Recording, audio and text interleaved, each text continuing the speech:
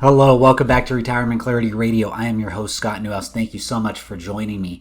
I'm making this video in response to a comment that I saw on my YouTube channel from someone who watched one of my videos, and they gave me this comment, and I'm not going to say their name, but they said, I'm 58 years old, and I have absolutely zero saved up for retirement.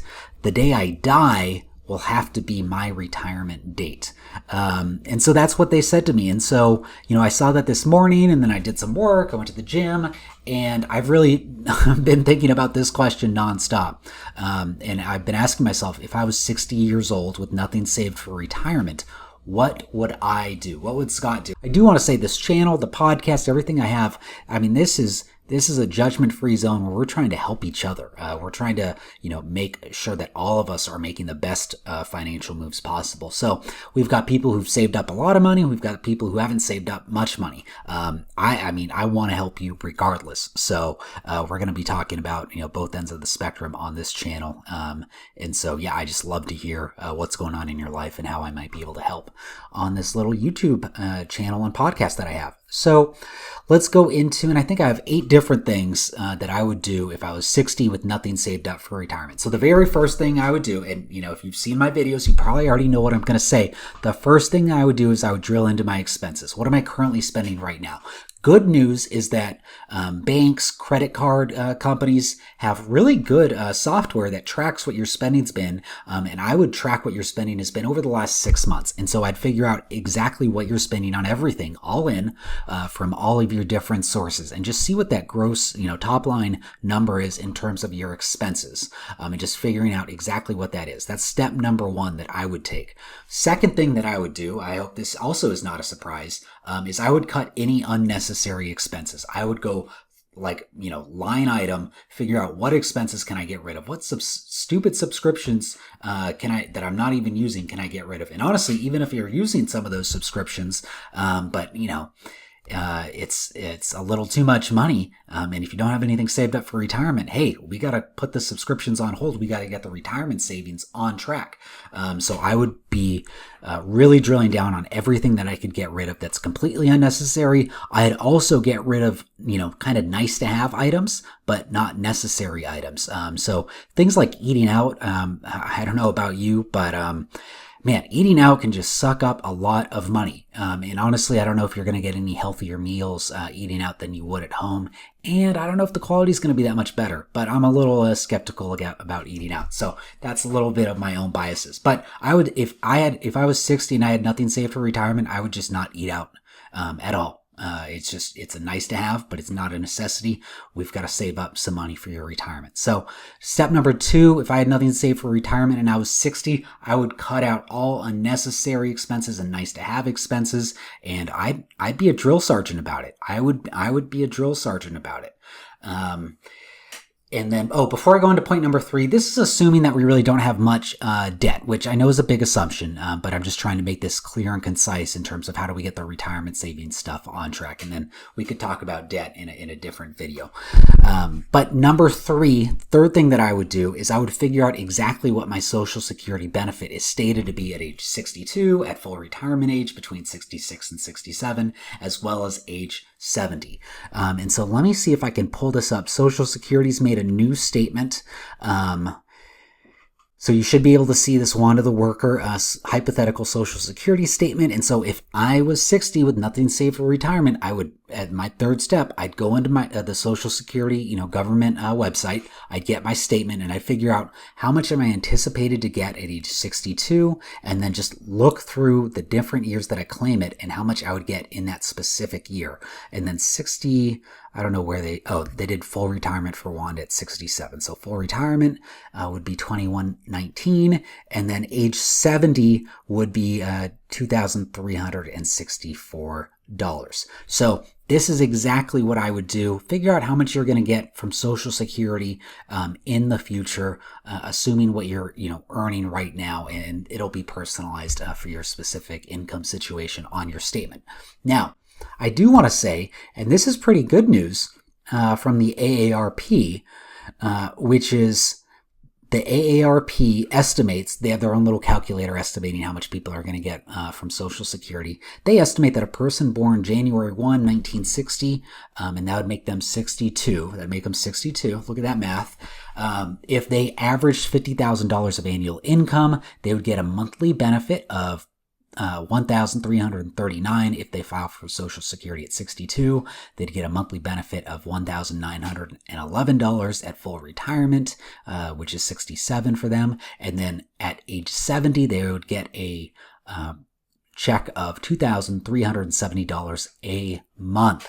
And again, your Social Security is approximately going to grow 8% a year that you delay it from age 62 up until age 70. So it's hard to give hard and fast rules, but if I was at age 60 with nothing saved up for retirement, 99.9% of the odds of, if I were to give that recommendation to someone working with them one-on-one, I'd probably say, hey, let's just wait till 70. We got to wait till 70. We got to get that 8% of benefit per year from Social Security just to make these numbers make sense. And we're going to talk about why. But that's good news. I mean, if you've been making $50,000 a year in your income at age 70, you're going to get a nice check, a $2,370 check. That's not bad. That's a good starting point. Okay, but we've got to keep on going through the rest of the things that I have in terms of what steps we need to do. So I'd really consider delaying up until age 70. The fourth step that I have for you, if we're at age 60 with nothing saved for retirement, is we got to figure out some kind of way where we can save $1,000 a month. I know that's a lot of money. And, if you haven't been able to save anything at 58, 60, 62, whatever, maybe your income's not that high. Maybe there's other stuff going on. I'm not really sure, but we have got to figure out a way to get your savings up to $1,000 a month. And then let me see if I can, again, share my screen here and talk about why that's so important, that $1,000 a month number. So this is just a basic calculator that you can find online, a compound interest calculator that I'm sharing. So current principal, we're going to start with nothing. Annual addition, we're going to contribute $12,000 a year. And if we have 10 years to grow, because we're age 70 we're age 60 and we're trying to get this done by age 70, and then we're going to assume, it's a big assumption, we're going to assume we can get a 7% rate of return. That's not crazy high. It's not super low. It's a nice return. But it's not a, Warren Buffett, 19% a year return. So if we punch in all those numbers, and I already had this set on this webpage, but we punch in all those numbers, the future value of putting in $12,000 a year for 10 years, getting a 7% rate of return, the future value in 10 years would be $177,403 and some change. Who cares about the change? Okay, so we've got $177,000 in 2032, 10 years from now. But as we all know, with inflation, that $177,000 in 2032 is not going to be as much as is not going to be worth as much as $177,000 is worth today in 2022. Just because of purchasing power and inflation, it's going to creep away at the purchasing power that we have from our assets. So the next thing that we have to do is to wrap our minds around, if we have $177,000 in 10 years, how much does that buy me today? And that's what the next calculation that I'm going to do for you guys shows. And I think I have all these numbers already preset because I don't want to do math on the air. That's too nerve-wracking. So we've got the future value of $177,000, and then we have to put in 10 years to make the numbers work, and then the discount rate. That's essentially what the inflation rate is, what we're assuming it's going to be. Over the last 100 years or so, inflation's been 2.9%. Obviously, the last 12 months, 24 months, it's been much higher than that. We all hope it comes down. I'm not positive, and so that's why I'm just using that historical rate. We do have to change things with inflation changing, but we're just making our best educated assumptions with the knowledge that we have today. So $177,000 in 2032 in terms of how much it can buy you today would be $132,000. Okay, so let me just repeat that just to make it clear. If you wanted $132,000 today in purchasing power, you would need $177,000 in 2032. I hope that makes sense. Okay, and yeah. All right. I'm just gonna keep on going there. Hope that makes sense. $132,000 today equals what $177,000 is going to be able to buy you in 10 years in 2032, assuming a 3% inflation rate. Let me recap everything that we've done so far. We're at age 60. We have nothing saved for retirement. We have, the first thing that we've done is we've drilled down into the last 6 months of expenses. We've tried to knock that number down that we spend on a monthly basis as low as we can get. Rice and beans, no eating out, nothing extraneous. Then we've looked at our Social Security statement, decided to delay until age 70. Then we've decided that we really need to save at least $1,000 a month because we've got to have something in the investment accounts when we get to age 70. I should also add, if your current income isn't enough for you to be able to save $1,000 a month, you've really got to make some tough decisions. You have to think about getting a part-time job. You have to think about leaving your current job and going to somewhere else that's going to pay you a little bit more. You got to think about maybe starting some kind of small business that you can do that would generate $100 or maybe $1,000 a month for you to get this extra money. What are some, creative ways that you can get that $1,000 a month to put in the investment accounts? Because I'm going to go back to my math right here. If we are at that $1,000 a month, we're going to have $132,000 in today's dollars saved up in your investment accounts. And if you take out 5% of that per year, which I think is reasonable, it's not excessive, that'll get you around $6,600 a year that you can take out, or $550 a month that you can take out.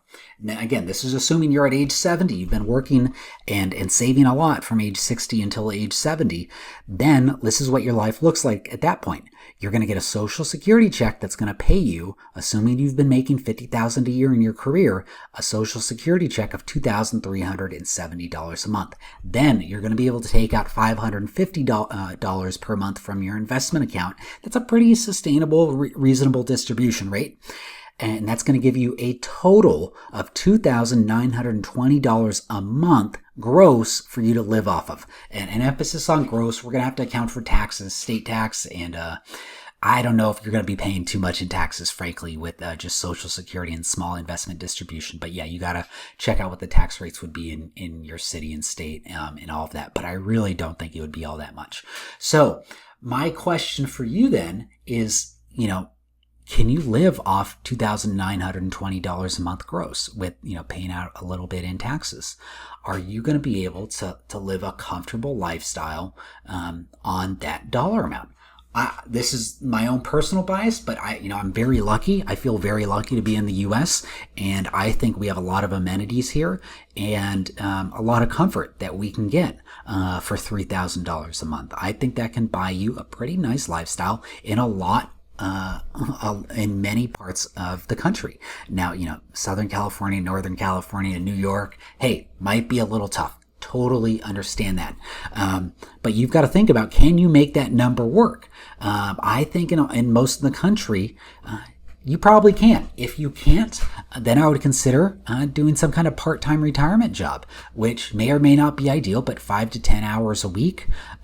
Maybe you're making $20 an hour, 10 hours a week. That's $800 a month. You can throw that on top of the $3,000 that you're getting from Social Security in your investment accounts. So now you're up to what?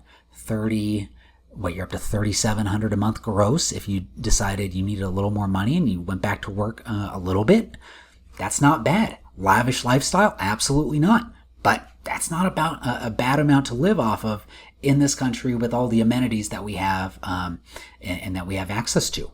Now, that is, I think I jumbled together like 5, 6, and 7. All right, so I want to talk about my very last point, which is if we're going to retire on $2,500 to $3,500 gross income in retirement, it's really going to be so advantageous to you to develop really low cost or no cost hobbies. And I actually just recorded a video about Elon Musk and Twitter and all the different things that he's doing in life. And he has his hand in like 7 different business ventures. And he does that to, give himself a lot of fun and excitement throughout his day-to-day life. Now, we've got to do the same thing if we're going to retire. We've got to have different things that we get a lot of enjoyment and fun out of. But if we're not going to have all the money in the world, we've just got to make sure those hobbies are within our budget. So if I were going to retire at age 70 with between 2,500 to 3,500 of gross income, I would come up with the list of 5 low-cost or no-cost hobbies. And so I'll just rattle off some things that you could do. I'll just rattle off some things that I love to do. I love to read. I love to hike, go to the gym, watch or play sports, and then spend time with the girlfriend. Other than when the girlfriend wants me to take her out to some, expensive, overpriced restaurant with, small portions and, fancy, everything. Other than that, those are really cheap hobbies. You can get by, with books and lifting weights and hiking and just, doing fun activities out in nature on a very low budget. Just doesn't require a lot of money to do a lot of stuff that could bring you a lot of joy. And so I really just want to encourage you to think about what you can do that won't cost a lot of money, but will still bring you fulfillment, especially since we're going to be on a limited budget. So that's pretty much all I've got for today. I don't want to say if you're 60, if you're late 50s and you don't have anything saved up for retirement, it is not an impossible situation. I absolutely think you can retire one day. But, and I really do think something is better than nothing. On the other hand, I don't want to pretend like this isn't going to require a lot of work, because it is. And everything that I outlined does require lots of work, but it's going to give you that option to call it quits at some point if you can get the expenses down, if you can delay Social Security, if you can get, maybe $100,000 or more in that savings / investment account, just to give you a little extra oomph, in your retirement. So I think this could work, but would love to hear your comments. Let me know what you think, and let me know what other tips we can give folks who, may not have tons and tons of money saved up in their investment accounts. All right. Hope it's helpful. See you guys later. Bye.